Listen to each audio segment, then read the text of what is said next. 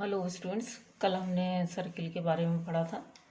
Circle की definition, circle की equations. आज अपन देखेंगे कि सर्किल के किसी बिंदु पर स्पर्शरेखा और अभिलंब का समीकरण निकालना। Equations of tangents and normal at A point of a circle. तो इसमें देखिए बच्चों, दो तीन अपने इम्पॉर्टेंट पॉइंट्स हैं जो आपको क्वेश्चंस को सॉल्व करने में काम में लेने। ठीक है, सबसे पहले तो स्पर्श रेखा होती क्या है। अपन जानते हैं कि ये हमारा सर्किल है। इस सर्किल के किसी बिंदु पर स्पर्श रेखा क्या होती है, एक वो रेखा है जो उस बिंदु पर जो रेडियस है उसके परपेंडिकुलर होती है। ठीक है, तो स्पर्श रेखा का समीकरण निकालने के लिए स्पर्श रेखा का समीकरण ये होता है। स्पर्श रेखा क्या होती है, वो एक ऐसी जीवा होती है जो दो बिंदुओं पर न काट करके वृत्त को दो संपाती बिंदुओं पर काटती है। ठीक है, जैसे देखिए ये स्पर्श रेखा का कंसेप्ट दे दूं मैं आपको। ये कोई सर्किल है, इस पर कोई दो बिंदु हैं, इनको मिलाने वाली ये रेखा है। ठीक है, तो ये रेखा इस वृत्त को दो बिंदुओं पर काट रही। अगर ये बिंदु को हम Q मान लें, इसको हम P मान लें, तो ये P जो है कि P की तरफ बढ़े ये Q अगर हमारा, तो क्या होगा, पी क्यू की लंबाई जो है वो कम होती रहेगी और जब Q पूरी तरह से P पर आ जाएगा तो ये इसकी स्थिति ये हो जाएगी बदल कर, किसकी, पी क्यू की। तो इसे अपन क्या कहते हैं, P बिंदु पर स्पर्श रेखा कहते हैं। तो कोई भी रेखा है अगर दो वास्तविक अलग अलग बिंदुओं पर वृत्त को काटे, इसकी बजाय वो दो संपाती बिंदुओं पर काटे, मतलब ये दोनों बिंदु कैसे हों, समान। संपाती का मतलब कोइंसिडेंट हो, Q और P दोनों एक जैसे हों, तो उस समय ये जो रेखा है ये स्पर्श रेखा बन जाती है। अब स्पर्श रेखा का समीकरण निकालने के लिए फ्रेंड्स ये सूत्र है अपना, और इसका डेरिवेशन आपके बुक में दे रखा है, लेकिन फिर भी आपको ये सूत्र ही काम आएगा। तो ये है हमारा कोई भी सर्किल है, X square plus Y square plus 2gx plus 2fy plus c बराबर 0। इस पर एक बिंदु है x1 y1, इस पर आपको क्या करना है, स्पर्श रेखा का समीकरण निकालना है। तो स्पर्श रेखा का समीकरण निकालने के लिए ये आपको फॉर्मूला काम लेना है। ठीक है, ये क्या कहता है, x x1 plus y y1 plus g into X plus x1 plus f into Y plus y1 बराबर प्लस c बराबर 0। अब जो इसको याद रखना बड़ा आसान है। इसको याद रखने के लिए क्या कीजिए, जो भी हमारी कोई भी सर्किल है उस सर्किल के किसी बिंदु x1 y1 पर अगर आपको स्पर्श रेखा का समीकरण लिखना है तो आपकी इक्वेशन में जो एक्स स्क्वायर का टर्म है उसकी जगह x इंटू x1 लिख दीजिए, जो वाई स्क्वायर का टर्म है उसकी जगह y इंटू y1 लिख दीजिए, प्लस फिर 2x की जगह x प्लस x1 लिख दीजिए अगर x का पद मौजूद है तो, और अगर y का पद मौजूद है वृत्त के समीकरण में तो 2y की जगह y प्लस y1 रख दीजिए। ठीक है, और c को ऐसा की ऐसा छोड़ दी। क्या करना है, एक्स स्क्वायर की जगह पर एक्स x1, वाई स्क्वायर की जगह पर वाई y1, 2x की जगह पर x प्लस x1 और 2y की जगह पर y प्लस y1 रख दें। c को ऐसे कैसे छोड़ दें, तो ये हमारी क्या है, इस कर्व के, इस सर्किल के x1 y1 बिंदु पर स्पर्श रेखा का समीकरण। ठीक है, अगर हमसे कोई कहेगा इसका ढाल कितना है, ये निकालिए, ढाल मतलब स्लोप निकालिए। तो स्लोप अपन जानते हैं, क्योंकि ये रेखा है तो रेखा का ढाल क्या होता है, माइनस एक्स का गुणांक बटा वाई का गुणांक। तो देखिए यहाँ एक्स के, आपका एक्स का गुणांक देखिए यहाँ से, तो ये एक्स का पद दो जगह है, ये रहा एक ए, तो एक्स इसमें से कॉमन ले लोगे तो क्या बचेगा, x1 प्लस जी। ठीक है, तो x का गुणांक हो जाएगा x1 प्लस जी। इसी तरह y का गुणांक देखिए, तो y y1 और यहाँ से है आपका f y, तो y के दो पद हो गए। y1 का पद नहीं देखना आपको, y1 तो कांस्टेंट है, तो y के दो टर्म हो गए, y y1 और f y, इसमें से y कॉमन ले लो तो y1 प्लस f। तो याद रखिए ये बड़ा इंपॉर्टेंट फॉर्मूला है कि ये जो स्पर्श रेखा है, स्पर्श इस कर्व के x1 y1 बिंदु पर ये स्पर्श रेखा है और इस स्पर्श रेखा का ढाल कितना है, माइनस x1 प्लस जी अपॉन y1 प्लस f। ठीक है। ठीक है। अगर किसी कर्व की इक्वेशन में, वृत्त की इक्वेशन में ये सारे पद नहीं हो, ये दो पद नहीं हो, तब भी हमें यही फॉर्मूला हम काम पे ले सकते हैं। इसके बाद है स्पर्शरेखा का ढाल आ गया, तो स्पर्शरेखा के ढाल से हम अभिलंब का ढाल लिख सकते हैं। -1 से गुणा करके उल्टा कर दो। अब हमको लिखना है अभिलंब का समीकरण, ठीक है। तो अभिलंब का समीकरण हम जब लिखेंगे तो पहले अभिलंब होता क्या है ये हम देखें। तो अभिलंब क्या होता है, ये अगर हमारी स्पर्शरेखा है तो अभिलंब क्या है, इस बिंदु से गुजरने वाली वो रेखा जो स्पर्शरेखा पर परपेंडिकुलर हो, अभिलंब कहलाती। तो स्पर्शरेखा का ढाल हमने यहाँ से लिखा ही, स्पर्शरेखा का ढाल हमारा ये रहा। हम चाहें तो यहाँ से अभिलंब का ढाल भी लिख दिया।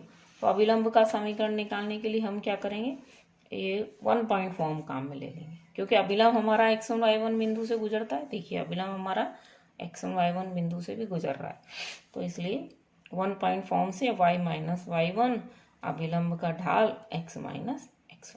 तो ये हमारी क्या कहलाती है, ये हमारी अभिलंब की समीकरण। तो जब आपसे स्पर्शरेखा का समीकरण पूछा जाए तो आपको ये काम में लेनी, अगर आपसे अभिलंब का समीकरण पूछा जाए तो ये वाली इक्वेशन हमको काम में लेनी। साथ ही बच्चों, सर्किल के लिए एक और बहुत बड़ा इम्पोर्टेंट कंसेप्ट है कि कोई भी सर्किल है, उस सर्किल के केंद्र से अगर हम स्पर्श रेखा पर, उस सर्किल की स्पर्श रेखा पर अभिलंब डालें, ठीक है, तो अभिलंब की जो लंबाई है, लंब डालें तो लंब की जो लंबाई है वो त्रिज्या के बराबर होती है। देखो कोई भी ये सर्किल है, सर्किल पर एक बिंदु है x1 y1, इस x1 y1 बिंदु से हमने क्या करा,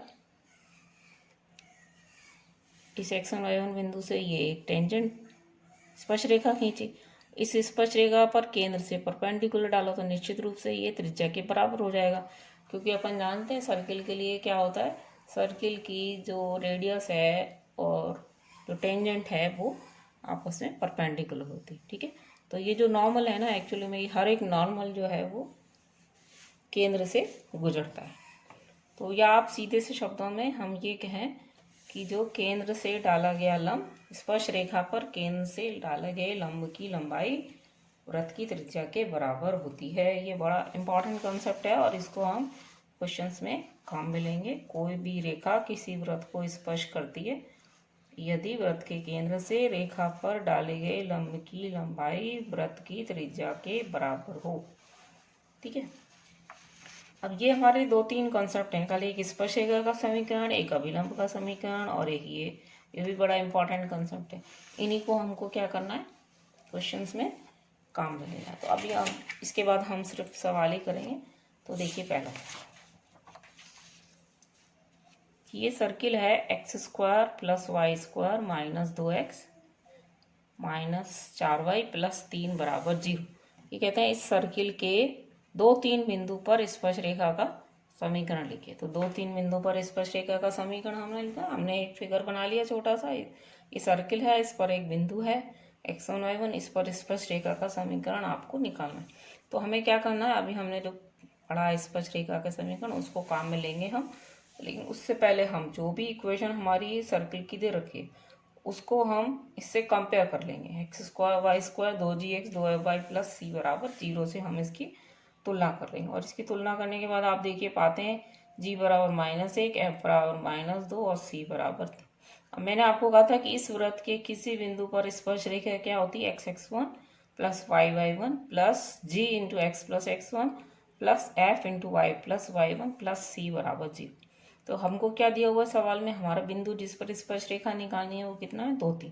तो x1 y1 हमें कितना दे रखा है, 2-3। जी हमने यहाँ से निकाला, f हमने यहाँ से निकाला, c हमने कंपेयर करके निकाला।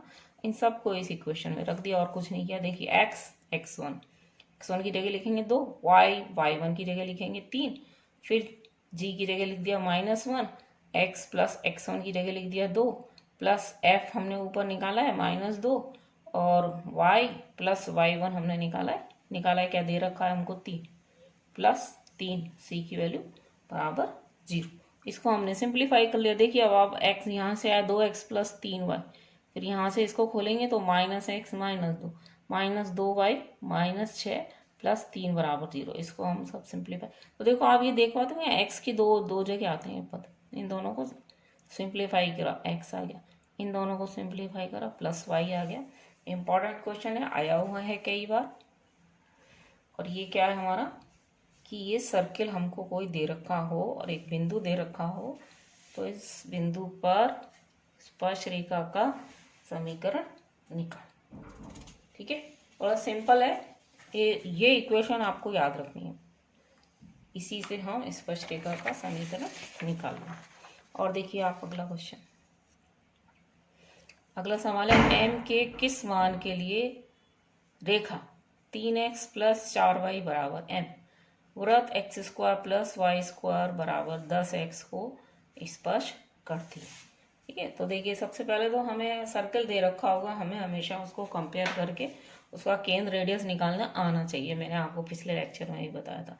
तो देखो ये हमारा सर्किल है x² plus y² minus 10x बराबर 0। इसको हम कंपेयर करें तो आप क्या पाते हो, 2g बराबर -10, f इसमें है ही नहीं तो 2f बराबर 0, c बराबर 0। ठीक है, तो इसमें g बराबर कितना आ गया, -5।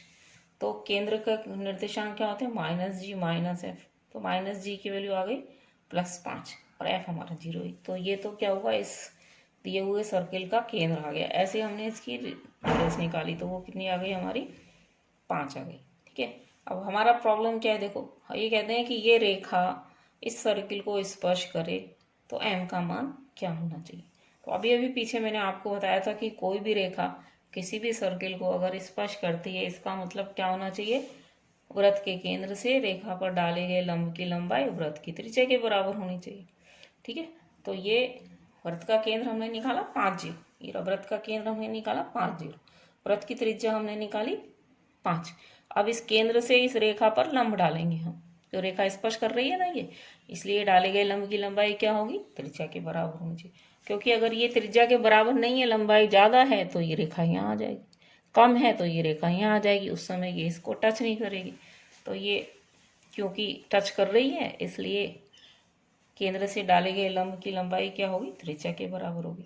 तो हमने क्या करा, इस रेखा पर केंद्र से लंब डाला, केंद्र क्या हमारा 5 0, 5 0 से लंब डाला 3 × 5 plus 4 × 0 minus m upon x के गुणांक का स्क्वायर y के गुणांक का स्क्वायर। ये हमने इसमें यहाँ रख दिया, इसको हमने सिंप्लीफाई करा, यहाँ से 25 हो गया तो ये +-5 इसका आंसर आएगा। तो ये +-25 हो गया आपके यहाँ पर, और ये यहाँ से हमने m की वैल्यू निकाल ली। m बराबर हमारी क्या आ जाएगी, m बराबर आ जाएगी या तो -10 या 40। ठीक है, देखिए m बराबर -10 या m बराबर 40। अच्छा सवाल है, ये भी क्वेश्चन आया हुआ है बच्चों। नेक्स्ट देखिए, अगला सवाल है x² प्लस y² बराबर 169। ये एक सर्किल है, इसके बिंदु -5 15 पर स्पर्श रेखा का समीकरण ज्ञात कीजिए। तो देखो इसको भी हमने ऐसे ही किया है, इसमें g बराबर 0, f बराबर 0, c बराबर -169 है। ठीक है, तो x1 y1 पर स्पर्श रेखा लिखेंगे हम। तो क्या करेंगे, इसके समीकरण में x की स्क्वायर की जगह x1 लिख देंगे और y² की जगह y1 लिख देंगे। 2x इसमें है नहीं, y का पद भी इसमें नहीं है, c को ऐसे कैसे छोड़ देंगे। तो जो भी हमारा सर्किल दे रखा है, पहले उस सर्किल के x1 y1 बिंदु पर स्पर्श रेखा लिख लीजिए। इसके बाद इसमें x1 y1 की वैल्यू सब्स्टिट्यूट कर दीजिए। इसमें g और f है ही नहीं, 0 है ना, तो इक्वेशन में है हमारे, इसलिए g f इसमें आएगा ही नहीं। और जो आपकी इक्वेशन आ जाएगी 5x - 15y plus 169 is equal to g। जब हम स्पर्श रेखा का समीकरण लिखते हैं तो c तो ऐसे कैसे छोड़ देते हैं, तो 169 हमारा ऐसे के ऐसे छूट जाए। अब इसके बाद देखिए अगला क्वेश्चन, अगला सवाल है हमारा, वृत्त x² प्लस y² बराबर 25 की वह स्पर्श रेखा ज्ञात कीजिए जो x अक्ष से 30 डिग्री का कोण बनाती। अब यहाँ पर हमको ना वृत्त की समीकरण तो दे रखी है, लेकिन बिंदु हमें नहीं दे रखा है। देखिए फिर भी हमको बिंदु की बजाय क्या दे रखा है, हमको स्पर्श रेखा का क्या दे रखा है, ढाल दे रखा है। क्योंकि वो 30 डिग्री का कोण बनाती है, इसलिए स्पर्श रेखा का ढाल क्या हमने निकाल लिया 1/√3। ठीक है, तो हमने अब हमारे पास स्पर्श रेखा क्योंकि एक रेखा तो होती है, तो एक रेखा का समीकरण हम लिख सकते हैं। अगर उसके हमारे पास उसका ढाल है तो हमने उसका समीकरण लिख लिया कि मान लीजिए उसका समीकरण y बराबर mx प्लस सी है। तो क्योंकि बेसिकली हमको निकालना है क्या, स्पर्श रेखा का समीकरण निकालना है, तो हमने मान लिया कि इस कर्व की जो स्पर्श रेखा है, इस वृत्त की जो स्पर्श रेखा है वो y बराबर mx प्लस सी है। इसमें हम जानते हैं c और m हमारे अज्ञात राशियाँ होती हैं, लेकिन m हम के बारे में हमको दे रखा है कि वो 1/√3 है। ये हमारा क्या है 1/√3। तो m की वैल्यू हमने रख दी 1/√3। इसको हमने थोड़ा सिंप्लीफाई किया तो ये हमारा आ गया x माइनस √3y प्लस सी इंटू √3 बराबर 0। तो ये स्पर्श रेखा का समीकरण आ गया। लेकिन इस स्पर्श रेखा के समीकरण में देखिए c हमारा अभी अज्ञात है, c हमें नहीं मालूम है रेखा का। तो c निकालने के लिए हम इस कंसेप्ट को लगा देंगे कि ये स्पर्श रेखा है वृत्त की, इसलिए वृत्त को टच करेगी, स्पर्श करेगी, और स्पर्श करेगी तो फिर क्या होगा, केंद्र से डाला गया लंब त्रिज्या के बराबर होगा। देखिए इस सर्किल का केंद्र क्या होगा 0 0। तो हम क्या करेंगे 0 0 से इस पर लंब डाल देंगे। आप चाहें तो इसका भी फिगर यहाँ पर यूँ बना सकते हैं। ये तो हमारा सर्किल है और इस सर्किल का केंद्र क्या है 0 0 है, और हमको क्या है, ये हमने स्पर्श रेखा का समीकरण लिख लिया ये वाला। ठीक है, केंद्र से डाला गया लंब किसके बराबर होना चाहिए, त्रिज्या के बराबर होना चाहिए। आप ये जानते हो कि ये हमारे यहाँ कितनी है, इसकी त्रिज्या इसकी कितनी है 5 है। इस वृत्त की त्रिज्या कितनी, तो हम 0 0 से इस रेखा पर लंब डालेंगे। किस रेखा पर, जो हमने स्पर्श रेखा मानी है इस रेखा पर। तो 0 0 से इस रेखा पर लंब डाला तो देखो ये आ जाएगा, रेखा हमारी ये रही, यहाँ 0 प्लस 0, ठीक है, plus c√3 divided by x के गुणांक का स्क्वायर 1, y के गुणांक का स्क्वायर 3, ठीक है, बराबर क्या होना चाहिए त्रिज्या 5।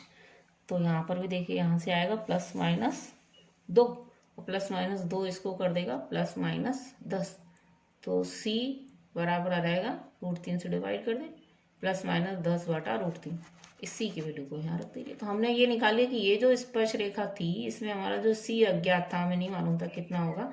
तो इस c को निकालने के लिए हमने क्या किया, क्योंकि ये रेखा टच करती है इसलिए हमने कंडीशन लगा दी कि डाले गए लंब की लंबाई त्रिज्या के बराबर होगी। यहाँ से हमें c मिल गया, c की वैल्यू को हमने यहाँ सब्स्टिट्यूट कर दिया, तो ये आपका आंसर आ गया x माइनस √3y +-10 बराबर 0।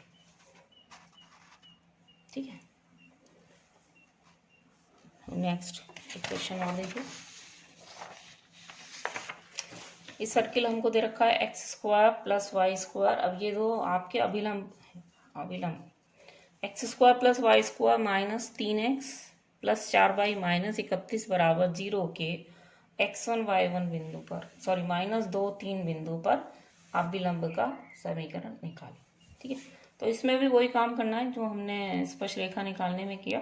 सबसे पहले तो जो भी सर्किल हमको दे रखा है उसको हमने कंपेयर करके g, उसका f और c तीनों चीज, तो g निकाल लिया हमने, f निकाल लिया, c निकाल। अभी हमने देखा था कि अभी स्पर्श रेखा का ढाल तो होता है -x1 + g/y1 + f, याद रखिए ये भी। और अभिलंब का ढाल होता है y1 + f/x1 + g। इसको उल्टा करके -1 से गुणा कर दिया तो अभिलंब का ढाल आ गया। तो यहाँ जो हमको x1 y1 तो हमको दे ही रखा है, किस बिंदु पर निकालना है अभिलंब हमको निकालना है -2 3 बिंदु। तो ये x1 y1 की वैल्यू रख दी -2 और 3, फिर g की वैल्यू रख दी, f की वैल्यू, इसको सिंप्लीफाई किया तो अभिलंब का ढाल कैलकुलेट हो गया -10/7।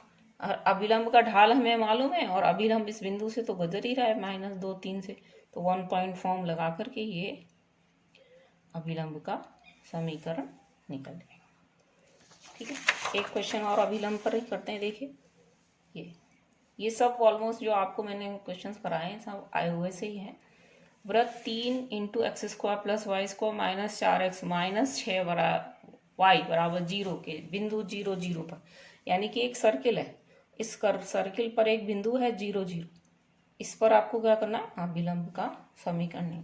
मैंने आपको पिछले लेक्चरों में ये बताया है कि कोई भी कर्व अगर मूल बिंदु से गुजरता है तो उसमें अचर पद नहीं होता।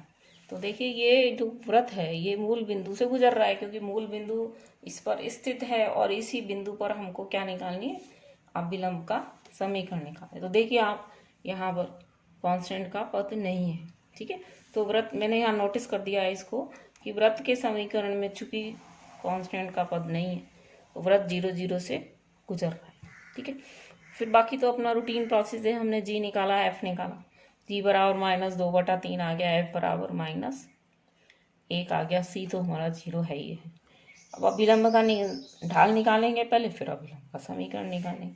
यहाँ ये केयरफुल रहना है हमको कि हमको जब जी एफ सी की वैल्यू निकालनी है तो x² y² का गुणांक को हमें 1 बना लेना है, ठीक है। तो हमने इसको 3 से डिवाइड किया। तो याद रखिए कि किसी भी वृत्त के समीकरण में x² y² के गुणांक हमेशा बराबर होते हैं, क्योंकि जब बराबर होंगे तभी आप उन्हें 1 बना पाएंगे, अदरवाइज नहीं बन सकते, ठीक है। तो देखिए GFC की वैल्यू निकाल ली, फिर हमने अभिलंब का ढाल निकाल लिया। अभिलंब का ढाल निकाल लिया, अभिलंब का ढाल आ गया 3/2। अब अभिलंब का समीकरण निकाल दिया 1 पॉइंट फॉर्म से, 1 पॉइंट फॉर्म से y - y1 y1 + f x - x1, ये आपका अभिलंब की इक्वेशन आ गई। 3x - 2y = 0। तो हमने सर्किल के स्पर्शरेखा और अभिलंब की समीकरण निकालना सीखा, अगर हमारे को बिंदु दे रखा हो किस बिंदु पर निकालना, ठीक है। अब आप देखो हमने इतने क्वेश्चंस किए सर्किल के, आपने किसी भी सर्किल की इक्वेशन में नोटिस किया होगा कि कोई XY का टर्म होता ही नहीं है। देखो XY का पद होता ही नहीं है, और हमेशा x² का गुणांक y² का गुणांक बराबर होगा या बराबर 1 के होगा। बराबर 1 नहीं है तो बराबर होगा, जिससे कि हम उसे 1 बना सकते कई। और एक इम्पॉर्टेंट चीज़ है, कोई वृत्त अगर मूल बिंदु से गुजर रहा है तो उसमें कांस्टेंट का पद नहीं होगा। और वृत्त ही नहीं बल्कि सरल रेखा भी है या और भी कोई भी कर्व है, वो मूल बिंदु से गुजर रहे हैं, इसका मतलब उसमें कांस्टेंट का टर्म नहीं होगा, ठीक है। ये तो चीज़ें कुछ इम्पॉर्टेंट हैं याद रखने की। अगले लेक्चर में हम जो है आगे का पैराबोला देखेंगे, कॉनिक हमारे, और पैराबोला, हाइपरबोला, एलिप्स डेफिनेशन वगैरह, ठीक है। किसी को कहीं कोई दिक्कत है तो आप कांटेक्ट कर लीजिए, आपको PDF बना के मैं WhatsApp पे भेज दूँगी, ठीक है। ओके।